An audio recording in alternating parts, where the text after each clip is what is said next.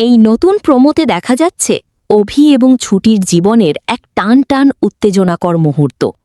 একদিকে আদালতে অভির আইনি লড়াই এবং অন্যদিকে রাস্তায় গুন্ডাদের সাথে ছুটির সাহসিক সংগ্রাম, সব মিলিয়ে এক রোমাঞ্চকর পরিস্থিতির সৃষ্টি হয়েছে। আদালতে মামলার শুনানি চলাকালীন অভি ঝুমকিকে কাঠগড়ায় ডেকে একের পর এক তীক্ষ্ণ প্রশ্ন করতে থাকে, যার ফলে ঝুমকি বেশ চাপে পড়ে যায় এবং মানসিকভাবে ঘায়েল হয়।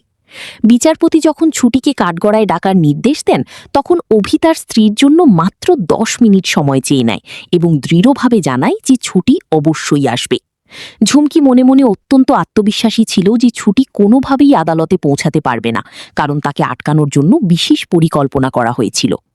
অভির জেরা ও ঝুমকির চক্রান্ত, ছুটির সাহসিকতা ও গুন্ডা দমন। অন্যদিকে স্কুটি চালিয়ে কোর্টে আসার পথে একদল বাইক আরোহী গুন্ডা ছুটির পথ আটকে দাঁড়ায় এবং তার সাথে অভব্য আচরণ করার চেষ্টা করে। কিন্তু দমে না গিয়ে ছুটি অসামান্য সাহসিকতার পরিচয় দেয়। সে তার গলার ওড়নায় ইঁট বেঁধে গুন্ডাদের পাল্টা আক্রমণ করে এবং তাদের উপযুক্ত শিক্ষা দেয়।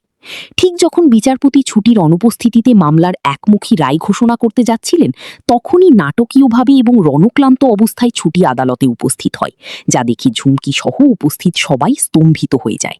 এই প্রোমোটি ইঙ্গিত দেয় যে সত্যের জয় হতে চলেছে এবং ঝুমকির চক্রান্ত শেষ পর্যন্ত ব্যর্থ হবে। অভির অটল বিশ্বাস এবং ছুটির হার না মানা মানসিকতা এই পর্বের মূল আকর্ষণ।